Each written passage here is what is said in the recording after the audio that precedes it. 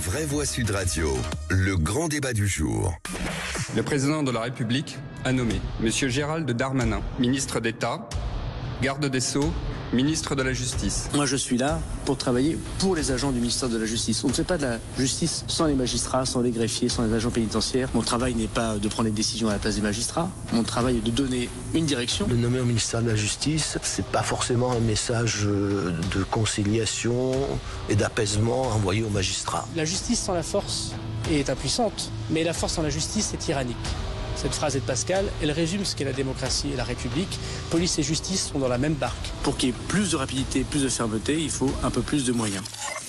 Nommé garde des Sceaux, Gérald Darmanin promet donc une justice plus rapide, des prisons rénovées et une lutte accrue contre le narcotrafic, entre défis budgétaires et débats sensibles. Et ces priorités marquent-elles un vrai tournant pour le ministère de la Justice? Alors parlons vrai, un garde des Sceaux qui déclare, je cite, « Je serai toujours du côté des victimes et jamais du côté des délinquants et des criminels définitivement condamnés », ce n'est pas un bon signal dans un pays où la délinquance et la criminalité explosent. Et à cette question, justice trop lente, nettoyage des prisons, Darmanin révolutionne-t-il dans le bon sens le ministère de la Justice? Vous dites non à 53%, vous voulez réagir, le 0826 300 300. Et pour nous éclairer sur le sujet, Evelyne Sirmarin qui est avec nous, magistrate et ancienne présidente du syndicat de la magistrature. Bonsoir, merci d'être avec nous en direct sur Sud Radio. On va commencer par d'une magistrate à un procureur sur Gérald Darmanin justement.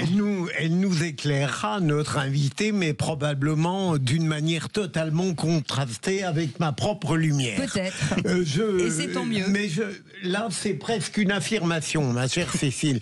Mais ce que je trouve de plus remarquable dans le gouvernement composé par François Bayrou, et je le dis depuis longtemps, je ne l'invente pas pour les besoins de la cause, c'est que précisément, enfin, on a un authentique couple régalien. Combien de fois dans les gouvernements de gauche comme de droite, on a eu un ministre de l'Intérieur et un garde des prises institutionnelles. Là, on a un garde des Sceaux, Gérald Darmanin, qui pour une fois est parfaitement adapté à sa fonction, qui est conscient de la solidarité à avoir avec le remarquable, je l'ai toujours dit, ministre de l'Intérieur, et donc on peut espérer, d'ailleurs tout démontre que Gérald Darmanin a compris ce qu'attend la magistrature, moins un grand soir quelconque, mais un pragmatisme rapide et efficace, notamment sur le plan pénitentiaire, sur le problème des moyens. J'arrête là pour laisser à mes adorables contradicteurs le soin de m'approuver. C'est vrai que c'est un casting inédit. Ouais. Depuis longtemps, on n'avait pas connu une telle situation. Avec une nécessité de rigueur des deux, qui sont à peu près alignés sur les mêmes lignes politiques. Pour les connaître les deux, ils ont à peu près la même vision des choses. On connaît les positions qu'avait Gérald Darmanin en tant que ministre de l'Intérieur. Je pense qu'il ne changera pas de position, même si bien entendu le fait qu'il soit garde des Sceaux va l'obliger à avoir des positions un peu différentes. Mais globalement, sa philosophie restera la même. Et donc, on verra bien comment les choses vont se passer. Après, il va vite s'apercevoir, Gérald Darmanin, que c'est pas aussi simple que ça. Voilà, d'ailleurs, il a dit qu'il a besoin de moyens, il a besoin d'une justice beaucoup plus plus de moyens pour pouvoir être plus efficace. Donc ça, il en est conscient. Alors c'est toujours marrant de voir un ancien ministre du budget qui faisait le budget et dire qu'il faut plus de moyens parce qu'une fois qu'il est à Bercy, il veut pas en donner assez, et puis une fois qu'il est plus à Bercy, il en réclame plus. Bon, ça c'est un peu jeu politique. La seule petite inconnue, mais pour les connaître les deux, je pense qu'ils seront capables de dépasser ce risque-là, c'est qu'ils ont tous les deux, y compris Retailleau, le ministre Retailleau, une vue sur 2027. Donc il y a un moment où peut-être... Mais ça peut frotter. Les étant, les connaissant et les sachant tous les deux suffisamment responsables, je pense qu'ils sont capables d'éviter l'écueil. Joseph Touvenel. J'ai beaucoup aimé mon ami Philippe Bilger, je le trouve très rafraîchissant, avec une dose de naïveté qui fait plaisir. Il nous a décrit Gérald Darmanin, on a quelqu'un qui arrive, qui nous fait des promesses, qui nous dit que d'ailleurs il va falloir trouver de l'argent. Effectivement, François Popelier l'a bien dit, il a quand même été ministre du budget. On a oublié son passé qui est un passif. On a oublié que c'était quelqu'un qui savait mentir comme un arracheur de dents. Les Anglais qui, au Stade de France, tout le monde a oublié ces déclarations d'un ministre. C'était après la finale Liverpool-Real Madrid. Accusant des supporters anglais de venir avec de faux billets et sans billets alors qu'on sait que c'était pas vrai. Mais il aurait dû disparaître à la trappe. C'est la honte de la République pour moi. Pas sur ces lignes politiques.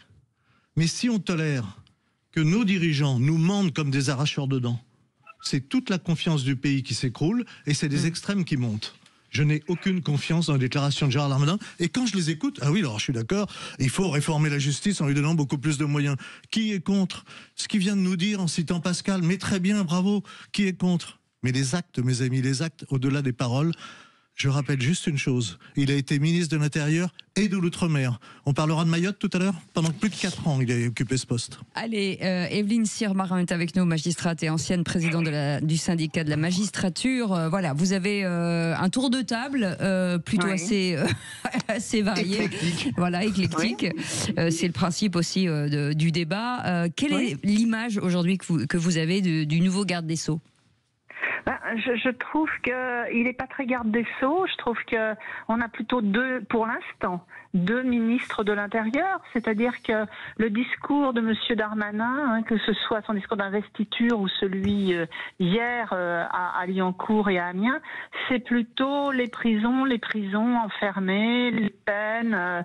Alors tout le monde est d'accord pour que les peines soient exécutées le plus rapidement possible. C'est mieux pour tout le monde, pour les victimes, pour les condamnés et pour la société. Maintenant, le problème, c'est que le ministre de la Justice, vous voyez, c'est l'article 66 de la Constitution. C'est pas que la prison, c'est pas que les peines. La Constitution nous dit aussi, c'est le gardien des libertés, c'est-à-dire c'est pas comme les policiers. La justice, c'est aussi ne pas être enfermé arbitrairement, ne pas être accusé à tort, être condamné de façon juste, impartiale, indépendante. Voilà. Donc, l'idée qu'ils sont en alignement, comme le dit M. Bilger, ça je suis tout à fait d'accord, ils sont vraiment en alignement. Mais moi, j'aurais préféré qu'ils soient sur une orbite différente pour la comparaison astronomique, puisque j'aimerais qu'un ministre de la Justice soit, si vous voulez, comme l'est la justice dans nos institutions, un contre-pouvoir. Donc la police c'est l'exécutif et puis la justice c'est une sorte de contre-pouvoir. Il faut faire attention à ça dans une démocratie. Je ne suis pas du tout gêné par ce que vient de dire notre invité, puisque en général j'apprécie ses interventions tout en étant aux antipodes de ce qu'elle pense. Mais vraiment j'apprécie le ton qu'elle a. Et je pourrais lui dire que de la même manière qu'elle retrouve Gérald Darmanin, ministre de l'Intérieur, j'ai le bonheur de retrouver le confort intellectuel du syndicat de la magistrature qui dit qu'en effet Gérald Darmanin n'est pas un garde des Sceaux parce qu'il ne s'occupe au fond que de ce qui préoccupe les Français. Et je ne suis pas du tout d'accord. On a le droit d'être un ministre de la Justice qui se soucie très directement, très immédiatement, en tout cas sur le plan pénal, de ce qui bouleverse, de ce qui agite la société française et peut-être même les magistrats. Et je crois qu'il peut, par son pragmatisme intelligent et efficace, aboutir à des résultats que, paradoxalement, en dehors du budget, le précédent garde des Sceaux n'avait pas obtenu. Evelyne Sirmarin. Oui, bien sûr. Évidemment que c'est bien qu'il se soucie des prisons. Là, moi, ce qui m'ennuie, c'est qu'il me semble, pour l'instant, se soucier que de ça. Et puis, il a... En même temps, il vient d'arriver. Il vient d'arriver. Mais, vous voyez, on peut juger aussi en fonction de l'homme et de ce qu'il a fait dans les dernières années. Ça n'est pas interdit. Bien sûr. Or, les dernières années, il y a eu deux choses, moi, qui me soucient vraiment. C'est une loi qui s'appelle la LOPMI, de 2023, où vraiment il a beaucoup affaibli la police judiciaire.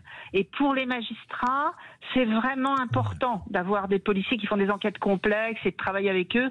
Or, il a affaibli cette partie-là de la police. Et la deuxième chose qui me semble ennuyeuse, c'est que, vous l'avez assez dit, vous les journalistes, il a fait des déclarations qui allaient à l'encontre de l'indépendance de la justice. Vous vous souvenez, non seulement, c'est son droit, il a soutenu son ami M. Sarkozy à l'époque. Bon, mais enfin, il y a eu d'autres choses. Il y a eu Madame Le Pen, qui, bon, il l'a nettement soutenue en attendant la décision des juges. Et enfin, l'année dernière, vous vous souvenez, ce jeune qui avait été vraiment devant des caméras à Marseille, vraiment très très violemment tabassé. Vraiment, tout le monde l'avait vu. Il avait la tête au carré, on peut le dire. Et Monsieur Darmanin avait dit que, en fait, jamais un policier ne devait aller en prison, que ça n'était pas sa place. Et c'est des choses comme ça, moi, qui me semblent un peu un casier judiciaire, quoi. En quelque sorte, sur la question de la compétence pour être garde des Sceaux. Je ne dis pas qu'il est incompétent. Je dis que du point de vue de l'indépendance de la justice, je pense qu'il y a des problèmes. On verra ce que ça donnera. Joseph Touvenel, François Pupponi court parce qu'on part au 0826 300 300. J'ai été un peu étonné par l'expression que vous venez d'avoir, madame, c'est nous dire que la magistrature, la justice doit être un contre-pouvoir. Mon sens, la justice doit appliquer la loi avec humanité, avec intelligence. Et quand vous avez fait, vous nous avez dit la défense de la liberté est effectivement dans la loi, dans notre constitution. Mais si vous voulez être un contre-pouvoir, il faut aller aux élections. La démocratie, c'est ça, c'est pas au juge de décider. Je suis un contre-pouvoir. Le juge est là pour appliquer avec humanité et intelligence la loi, pas pour se poser en contre-pouvoir de la démocratie. Non, mais c'est par rapport, non pas à la démocratie, par rapport à l'exécutif, vous voyez, le pouvoir exécutif, les préfets, le gouvernement, etc. Ça, c'est l'exécutif. Et parfois, quand il y a des problèmes avec l'exécutif, des problèmes d'arbitraire, d'atteinte aux libertés, là, la justice, effectivement, applique la loi en se posant, en fait, c'est l'idée du pouvoir qui arrête le pouvoir, de Montesquieu. C'est en cela que j'utilise l'utilisation contre-pouvoir. Le pouvoir doit arrêter le pouvoir. Voilà. C'est pas le cas de la police, vous l'admettrez. Alors Évelyne Sirmarin, ça réagit au 0826 300 300. Bonsoir Emmanuel.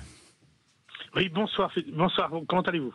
Très bien, on vous écoute. Allez-y. Écoutez, moi il y a un de vos intervenants dans le sens duquel je vais tout de suite abonder, et je trouve qu'on oublie un peu trop facilement le passé de nos hommes politiques à partir du moment où on leur donne un nouveau titre. Effectivement, Gérald Darmanin a menti outrageusement dans l'affaire du Stade de France, et cet énorme mensonge que tout le monde a vu, entendu, devrait le disqualifier théoriquement pour être ministre. Mais je pense que pour Monsieur Bayrou, comme pour ceux qui l'entourent, un mensonge, finalement, c'est pas quelque chose de très très grave. Il est clair que Monsieur Darmanin, oui, comme le disait votre interlocutrice il y a une seconde, qui peut être contre le nettoyage des prisons. Je comprends pas très très bien ce que ça veut dire, le nettoyage des prisons. C'est aller chercher les téléphones portables, qu'il n'y ait plus de drogue qui circule, etc. C'est ça, parce qu'il y en a qui gèrent leur business mafieux depuis la cellule. Ah oui. Alors, je vois ça. Alors ça, ça m'étonne pas d'ailleurs, parce que Darmanin était un proche de Sarkozy, donc ça c'est la recette Sarkozy. Sarkozy, il voulait nettoyer les banlieues, lui il veut nettoyer les prisons, ce qui est un peu moins risqué quand même à mon avis. Et non, pas certain. Non, c'est pas sûr du tout. Le but est le même, c'est de renforcer son image d'homme ferme, d'homme sûr, pour être un éventuel candidat à la présidentielle. Alors Emmanuel, il y a François Pupponi qui voulait réagir aussi. Juste, moi je voudrais bien avoir l'avis de notre invité sur la première proposition du garde des Sceaux, de ces fameuses prisons courte peine. Courte peine, j'allais dire low cost entre guillemets, mais c'était une manière de faire comprendre. Pour les petites peines, idée qui, alors, attention, on a du mal à construire les 15 000 places de prison, donc c'est là comme les autres. Mais est-ce que c'est quelque chose qui pourrait avoir du sens? Alors, d'abord, les courtes peines, puisqu'on parlait de M. Sarkozy, vous voyez, là, il est en opposition avec lui, parce que M. Sarkozy, il a une courte peine à faire, 1 an avec bracelet. J'ai pas l'impression qu'il soit sur la même ligne idéologique, sur l'exécution rapide des courtes peines. C'est ce que j'ai compris ces derniers temps. Bon, sur les courtes peines, le problème, c'est que quand on regarde les statistiques, il y a 50% des peines qui sont des peines de 2 ans ou en dessous de 2 ans, donc qui sont finalement des courtes peines. C'est assez étonnant. La moitié des peines de prison en France sont des peines de moins de 2 ans ou de 2 ans d'emprisonnement. Et là, M. Darmanin nous dit il faut des prisons, entre guillemets, spéciales, moins dures que les prisons ordinaires avec Mirador. Il faudrait des prisons un peu où on soit plus libre. Mais dans notre système, on a déjà quelque chose qui est très bien d'exécution de la peine de prison. C'est une exécution de la peine de prison, mais qui soit pas dans une prison avec mirador et murs, etc., qui s'appelle l'aménagement, enfin l'exécution des peines avec bracelet, ou alors en semi-liberté, ou en travail d'intérêt général. Et ça, d'autres pays d'Europe le font. Si vous voulez, l'Angleterre, l'Espagne, l'Allemagne, les Pays-Bas ont beaucoup moins de personnes incarcérées que nous en France. On est les champions, nous, de l'incarcération. Donc il y a d'autres solutions. Il faudrait que M. Darmanin regarde. En Espagne, ils sont incarcérés. Hein. En Espagne, ils sont incarcérés. Il n'y a pas de barreaux aux fenêtres. Oui, mais il y a beaucoup moins de gens incarcérés qu'en France. C'est ça que je veux dire, vous voyez. Nous, on a énormément, on a 80 000 personnes incarcérées pour 60 000 places. Les Anglais, ils ont vidé, pas vidé les prisons, n'exagérons pas, mais là, en septembre, des milliers de personnes sont sorties, mais sous forme d'autres exécutions de peine, à savoir, par exemple, le bracelet électronique.